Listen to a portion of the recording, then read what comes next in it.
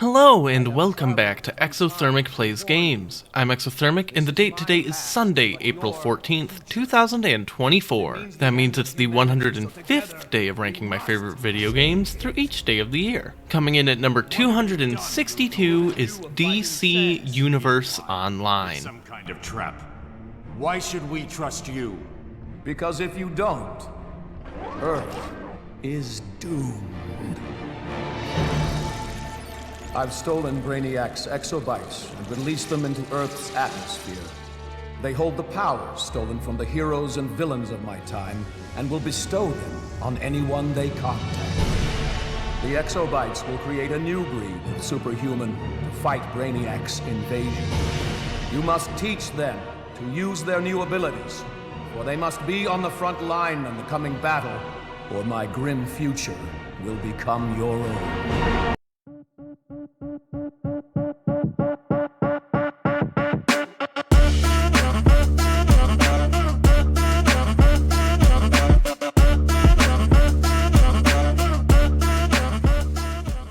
The first true massive multiplayer online game on the list, DC Universe Online, has you making a hero or villain and running the streets of Gotham or Metropolis, training underneath superheroes like Batman, Superman, and Wonder Woman, or supervillains like Joker, Lex Luthor, and Cersei. Go on missions as you explore the two cities, encountering tons of characters from the DC comics. One of the big appeals of the game as a fan of the comics is that exploration. The cities are sprawling and loaded with hidden items and Easter eggs. With the cities so big, it's important to be able to get around. When you make your character, you also choose a special mode of transportation from amongst flight, super speed, and acrobatics.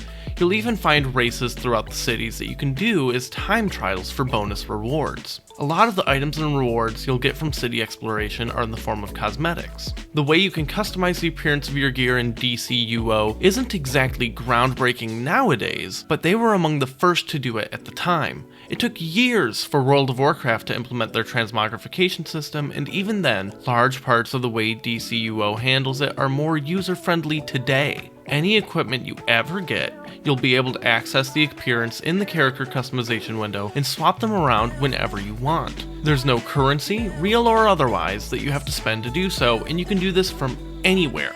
In addition, you can customize the color palette of your gear so you'll never have to worry about collecting various reskins and recolors to make sure it's all coordinated.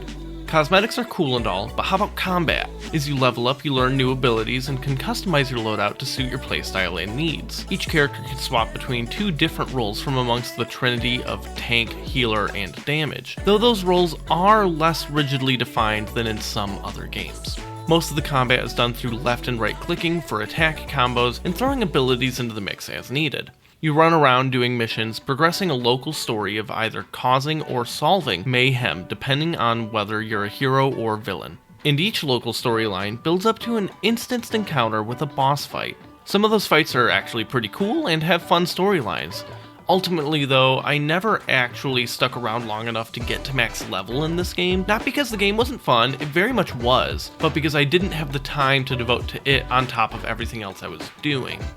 There were two big mistakes that DCUO made, in my opinion. The first is that really there's just the two cities and then relatively personality-less faction hubs. While Gotham and Metropolis are rather large, I would have liked it if we could have expanded a bit, take us to Central City, Atlantis, Star City. There's a lot of locations that could have been added, and given the game is still coming out with new content 13 years later, I'm absolutely shocked we're still spending all of this time in Gotham and Metropolis.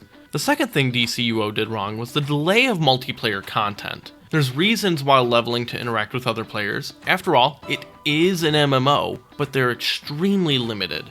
You have random world PvP events that encourage you to team up with other people in your faction, and you can queue for combat arenas, though those apparently aren't matched by level, as evidenced by my level 19 character fighting against a geared max level character. Great times. Until you hit level 30, which is the maximum character level, any instanced content with actual boss fights are done entirely solo. Don't get me wrong, I've spent an insane amount of time in MMOs, so I'm not delusional. I know that most of the content in any of these games is built around endgame, and leveling is often an extended tutorial and means for story buildup. But when I played the game at release in 2011, and then when I tried it again after it went free to play, and then now again coming back to make this video, every time I expected to have a little more interaction with the world in my MMO, especially given the simple clickfest nature of the combat. I'm sure it's fun when you get there, but I simply didn't have the time, and that's not to say the game is bad.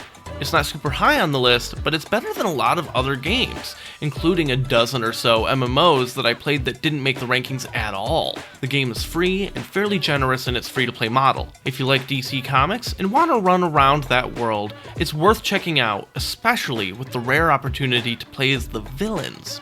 Join me tomorrow as I talk about the 261st game on my list where I misclick and die.